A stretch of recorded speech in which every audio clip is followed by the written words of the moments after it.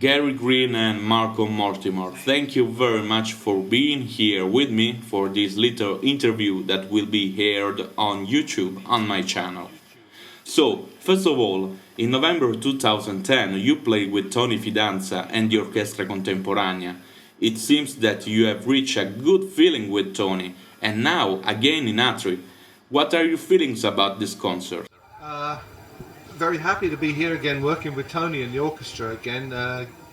Great bunch of musicians, and I suppose it's a little bit self-serving. We come to Italy as Malcolm and myself to hopefully bring the band Three Friends to Italy. So we like to play the music with Toni, really good interpretations of the music. But we also hope it will lead to more things for Three Friends to come and play in Italy. So yeah, very happy with it. It's great that Toni makes his own arrangements of the music and puts his own interpretation on the Gentle Giant back catalogue. And also there's a lot of other great music that Toni and the orchestra play. And it's a privilege to play with them. It's very nice. Sorry, I was going to say, especially to come to such beautiful places like Atri, and we're going to go Saturday, I guess, to Giulianova as well. So. Speaking about Giulianova, you are here not only to play but also to teach. You will have a masterclass in Giulianova.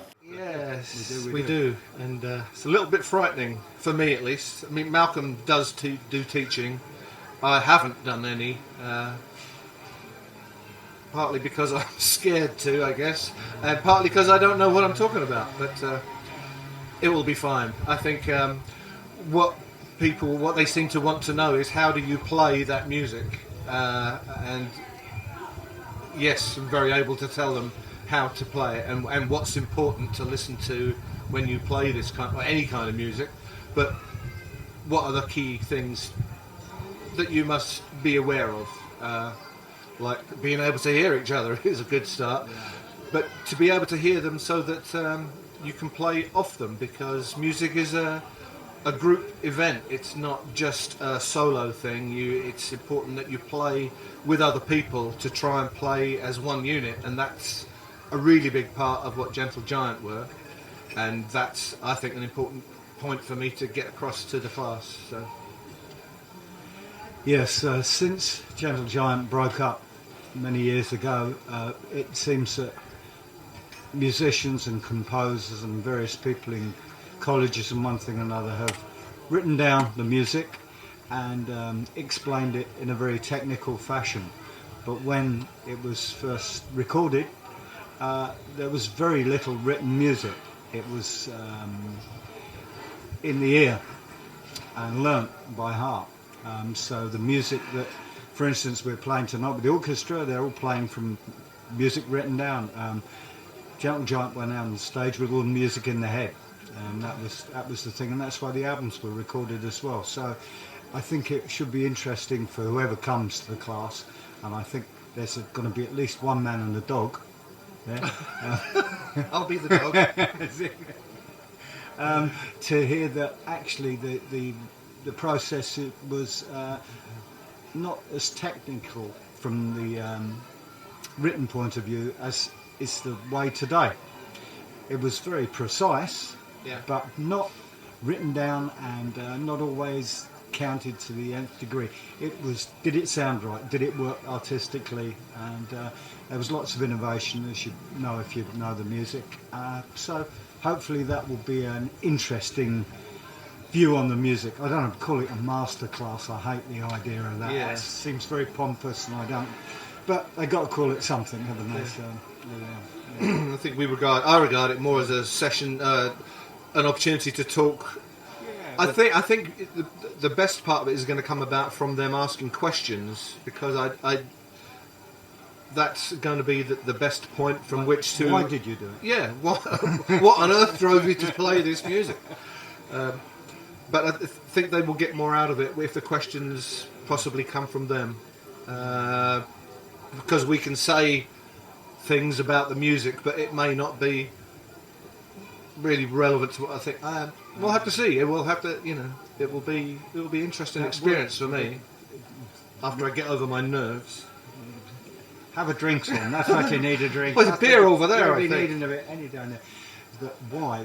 There's a journalist friend of ours called Bill Tyndall who did a review of a Three Friends gig. I keep dropping this name, but it was kind of interesting because he started out with the question, why are they doing it? He went on to say it sounds very good and very nice and I'm pleased that they do, but why are they doing it?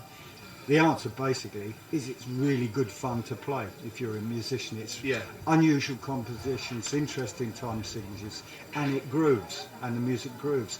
So it's not... It's a real... It feels really good to pull off something difficult and to make it, seem simple. Simple, kind of like what Fred Astaire said about dancing. He said, well, you make it look so easy. He said, well, that's the trick. You know. That's right. But it's a real feeling of good accomplishment when you pull off something difficult and it works on many levels, and that's a good thing for musicians to bear in mind. Speaking about music, especially progressive, we conventionally use this term, but every band has a particular music style. For instance, Gentle Giant has his own style, so does Caravan, Camel, even Pink Floyd, and they are all considered progressive. So, is there an actual progressive rock, or is the term only a generalization? It's such a difficult question. I mean, it gets asked a lot.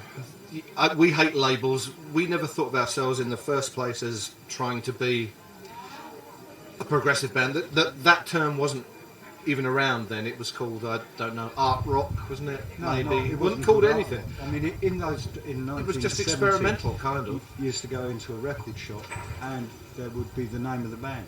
There would be Yes, and you go through, because you knew what Yes sounded like, that guy with the high voice and the vocals, and there'd be King Crimson, and people were into bands. I think the word progressive is only accurate because each of those bands was trying to be original. Yeah. Further down the line now, it's become a generic term, and people take influences from Joanne. For something a little bit difficult, maybe there were odd time signatures and weird harmonies, and then it's progressive, but not just dance music of the day.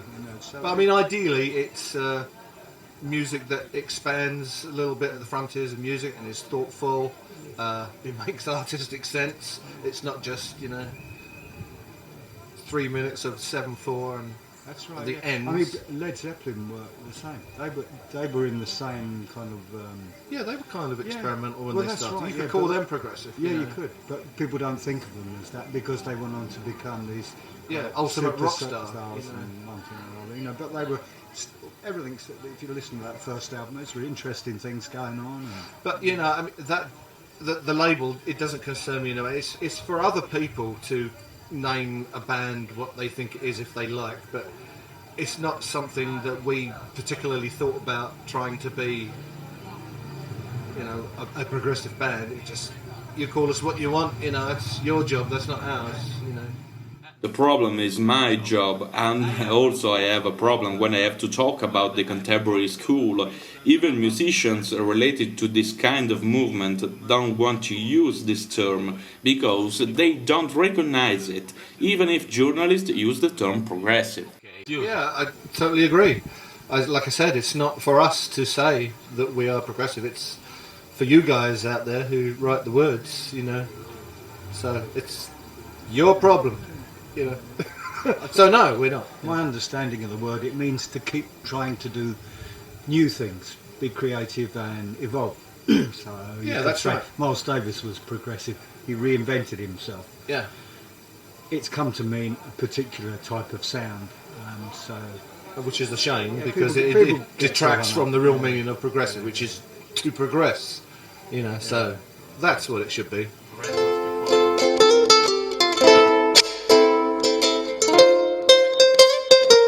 On my head. And what movie was that from? Billy Sundance and the Sundance Kid. But right.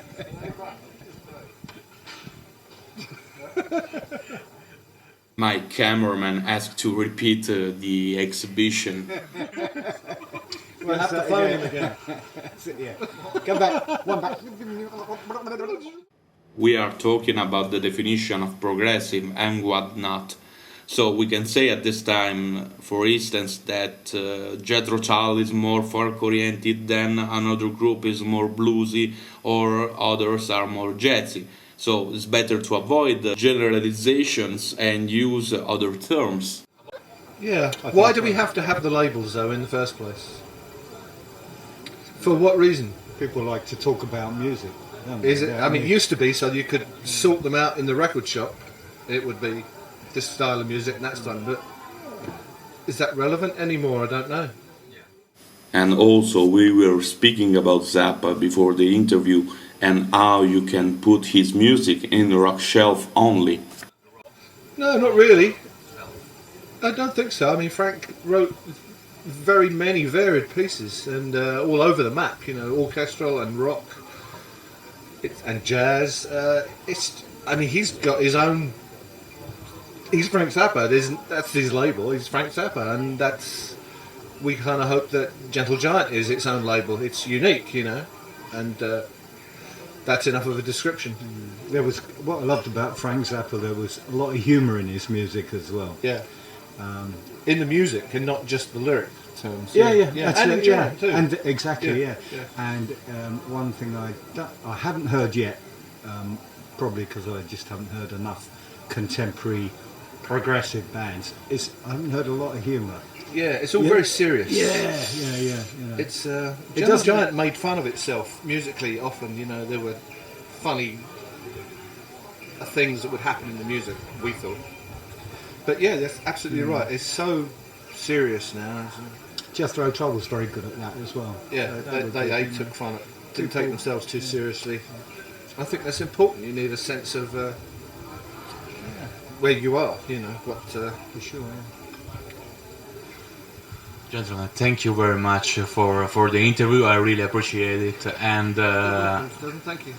have a good concert.